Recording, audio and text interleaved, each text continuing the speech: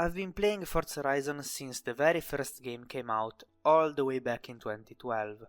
Some I played on day one, some I played later in their cycle, but overall they're all solid racing games. However, one thing always rubbed me the wrong way. Street races, while not being the focus of the series, have always been far from serious, and I personally think that it should be, at least a little, taken seriously. Because it's useless to have a 5 millisecond disclaimer to not drive like maniacs on the road, and when you unlock the most replicable part of the game, you treat it like it's a normal fun thing to throw your shitbox car at 200 km per hour down a road, where everyone else is just trying to get by. In this video I wanted to look into the evolution of this style of races throughout all 5 Horizon games.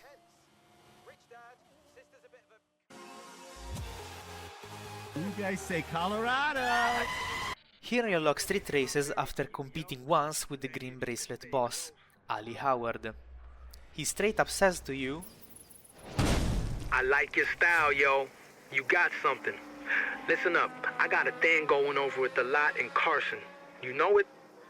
Drop by sometime and we'll see how you drive when there's more than points at stake. You know what I'm saying? And this is between us, okay? Keep it that way. So he tells you pretty clearly this is not legal. You're using Horizon Festival cars to do unofficial, unorganized, dangerous races. And for me this should have been the gold standard for the other games. Not too silly and carefree that it gets ridiculous, and not too serious that maybe it gets in the way of being a happy, vibing game. Racers will also drive differently. They'll crash into you more often and cut corners to win. Is this the hat-trick moment? Harry Kane! While it's not in every race, it's cool to think that since there's real money on the line and less eyes watching unsportsmanlike moves, racers give it their all to win no matter what. I got a big pile of cash here for the winner. Make sure it's you. Don't be scared to cut a few corners and make some metal-on-metal passes. We don't care how you finish, we just care where you finish. Even if, spoiler alert, duels will go on to become midnight battles, in this Forza they had actual characters racing you. Were they peak writing? No, but at least they each had their own cars, style and personality. It made the race feel really special and it felt like it mattered. They mock you before normal races, and when you finally beat them, you're treated with a reaction to it. I guess this is yours now. You're better than I thought, pretty boy. Perfect approach in my opinion, but sadly, as of now, this feature never returned. Hey Mercedes! Sì? Ma sempre un numero onorevole, perché sono guardato di miau e ma già cattare 10 mag, non da voglio di giù. Hey Mercedes! In Forza Horizon 2 there's no introduction whatsoever. After you do your first road trip toward Nice, the organizer, what's his name again?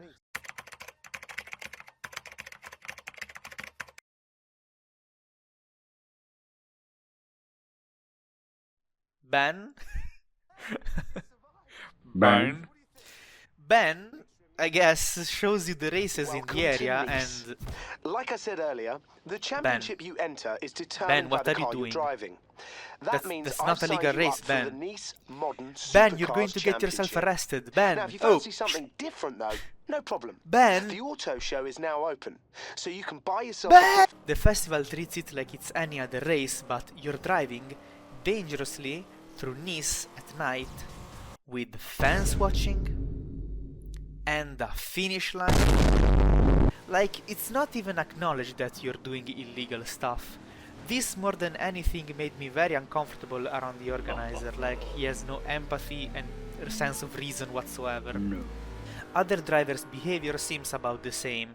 Of course, even if it did change, you wouldn't notice, because for some unknown reason in Forza Horizon 2, NPCs are super violent and crash into you very often. There's not much more to say, it's just weird to me that they really go like, yeah, you race through traffic as part of this official, branded festival. Have fun!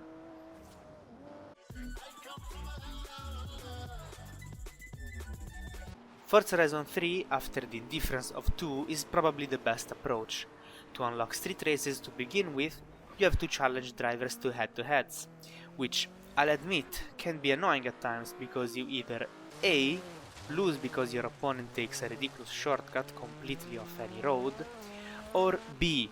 win because you ignore the roads completely and take ridiculous shortcuts. So to unlock the full roster of actual street races, you need to do a total of 50 of these, which done back to back takes about an hour and a half. Boss, something you should know about. So, apparently there's a syndicate of drivers here who run high-risk, high-speed, unsanctioned street races, and one of them has challenged you. At this point, I should make it clear that officially, representatives of Horizon cannot condone or participate in any such event. You are told that these races are not sanctioned by the festival and are illegal. I'd say Kira sounds even a bit worried. Warren, on the other hand... I knew you were doing these street races. You got another invite. I won't dob you in on one condition. Can I come and watch you wipe the floor with them? This works okay, since they balance each other out, and also Warren doesn't sound like a child. Sure, he's excited since he's a mechanic and a total car nerd, but still sounds like a normal person. I should warn you, we're hearing rumors of an underground syndicate operating out here that runs midnight battles. One race, 2 drivers, winner takes the loser's ride. We're still investigating, but we definitely do not want to get involved in that scene, do we? Boss, do we? Forza Horizon 3 introduces midnight battles, which in concept sound amazing. Racing one-on-one, risking your life only to prove you're the better driver. But in the end are kind of lame. Every race is going to be S1 except for the last one, which is S2 and is simply ridiculous. You have no way of knowing this beforehand, by the way, so it might happen that you race with an underpowered car. It's not impossible, just inconvenient.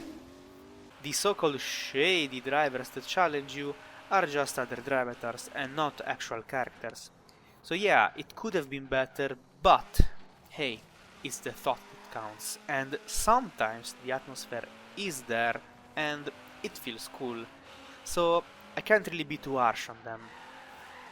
I'd say overall Forza Horizon 3 strikes a good balance, not too serious that gets in the way, not too silly that becomes stupid.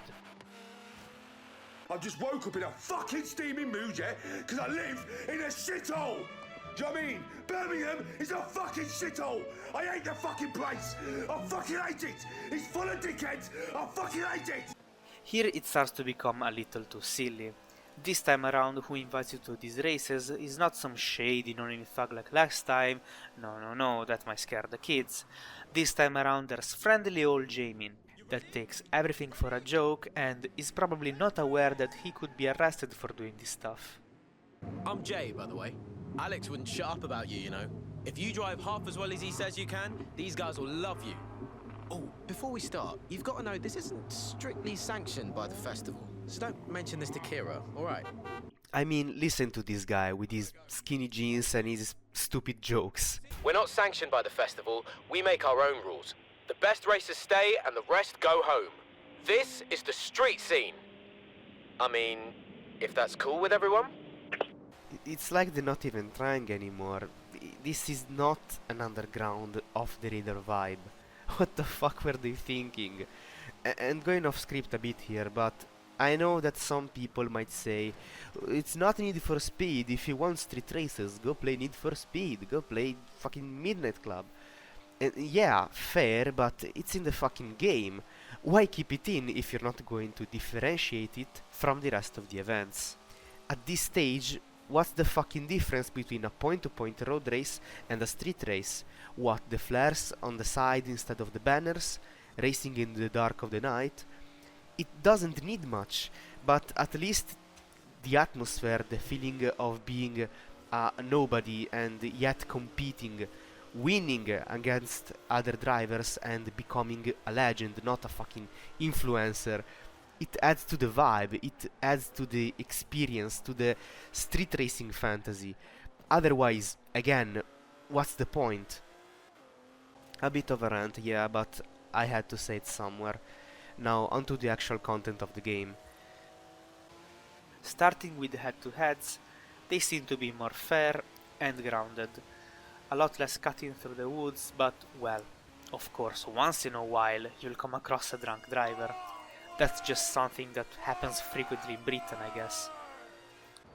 I was surprised to see that there weren't any midnight battles, except for this one with a car from Cyberpunk, which isn't a little story or anything, just a car from Cyberpunk.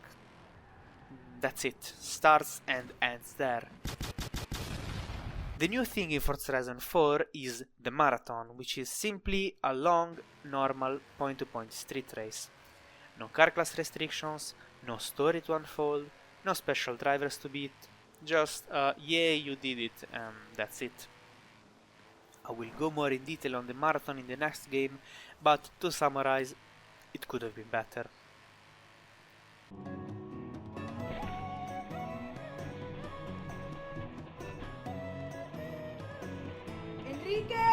I'll start by talking about a general problem that with time it got worse in all Forzas.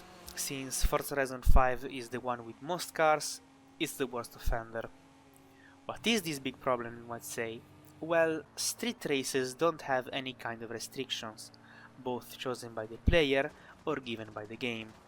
Every vehicle in the game is allowed, as long as it has the same class of PI. This sometimes will result in interesting lineups. I don't mind even the occasional pickup or off-roader, but come on, who pulls up in a street race on a vintage race car or a truck? Fortunately, this doesn't happen every race, but it's enough to ruin the immersion. This is great, this is stupid. Now, on to Forza Horizon 5 in particular. What the hell is wrong with Ramiro? Is he on drugs? Why can't he stop smiling and taking everything for a joke? Put a cafe there. Turn up, turn up. Sorry, folks. That's okay. The tunnels were built to keep the city from flooding, but they are perfect for El Jefe and the local street racers. There you are. Right. Let's push on to the coast. The storms can be bad, but the ancient peoples of this region knew the value of the rain. Oh! Are you alright? I am fine. I don't plan on being discovered here by the next archaeological expedition, do you, my friend? Shut your fucking mouth! I complained about Jamin before, but he's way worse. It's like someone took Jamin, punched him, and Ramiro came out. How was this goofball the most successful street racer of a fairly competitive town? Or at least, that's the story he tells you. Oh, and watch for traffic. These streets can get busy, but I've heard the racers find it adds to the challenge. It adds to the... What? Ramiro, are you okay? What kind of drugs are you on? Are you crazy? Anyways, you keep up this bullshit, and as I said, he tells you about this El Jefe. At first, this seems to be an introduction to a side plot. I started to think, maybe the street scene has its own ranking system, its own racers, and even if it's obvious from the get-go that this El Jefe is Ramiro, maybe, who knows, it could have been a little mystery with plenty of room for some kind of twist.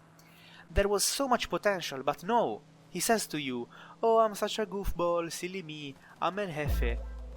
And oh, does it get worse. You finally end this torture of a section and you're presented with the street scene outpost. The street scene outpost. What even is this? You know it's bad when even the most casual players feel weird about this. It simply comments itself. An illegal street racing outpost as part of an official music festival.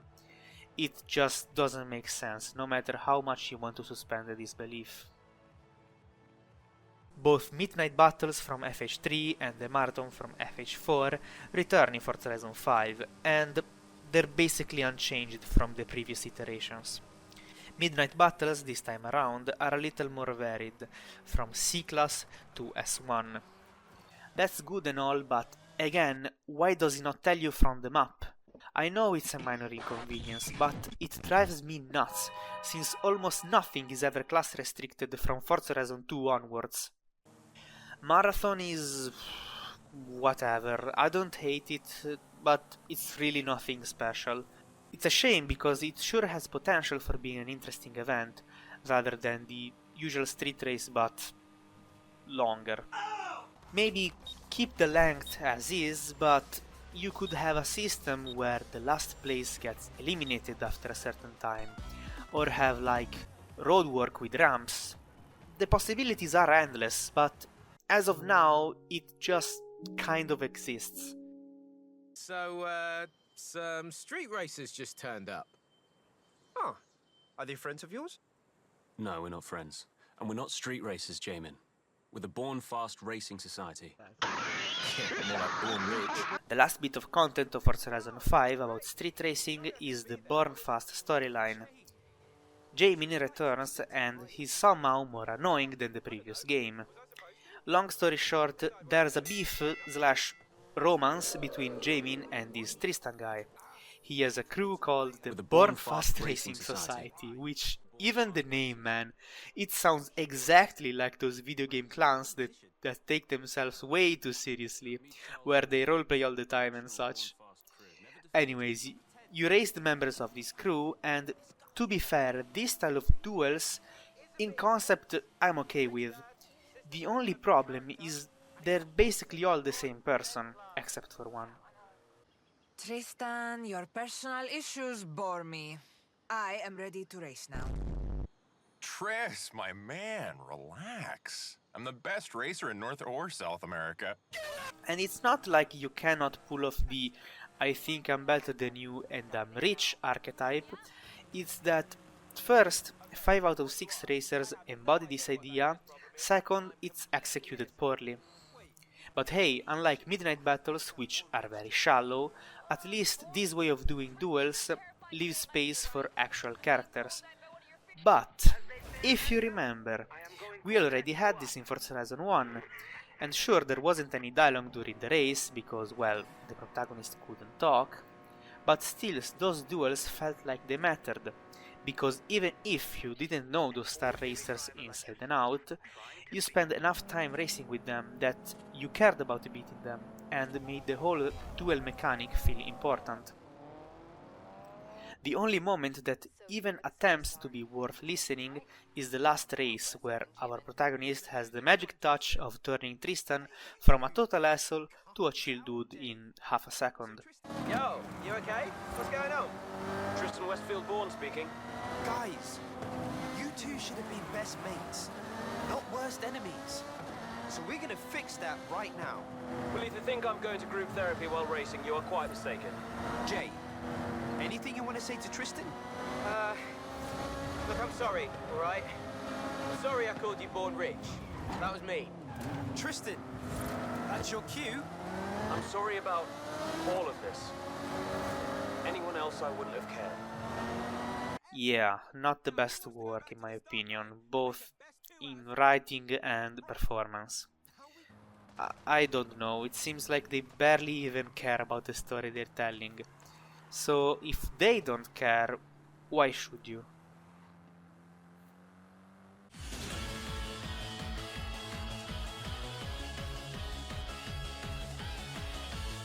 As I was writing the script for this video, Playground Games released some more details on Forza Horizon 6, and we got to see a lot more gameplay, map and neat mechanics like the return of wristbands, thank God. It sure looks promising, of course, plays Japan and all, but this time around street racing could be the best in the series. I'm not saying that it should be the main focus, of course not, but since it's in the game, might as well do it right. Let's just hope for the best. I can't wait to see how it turns out.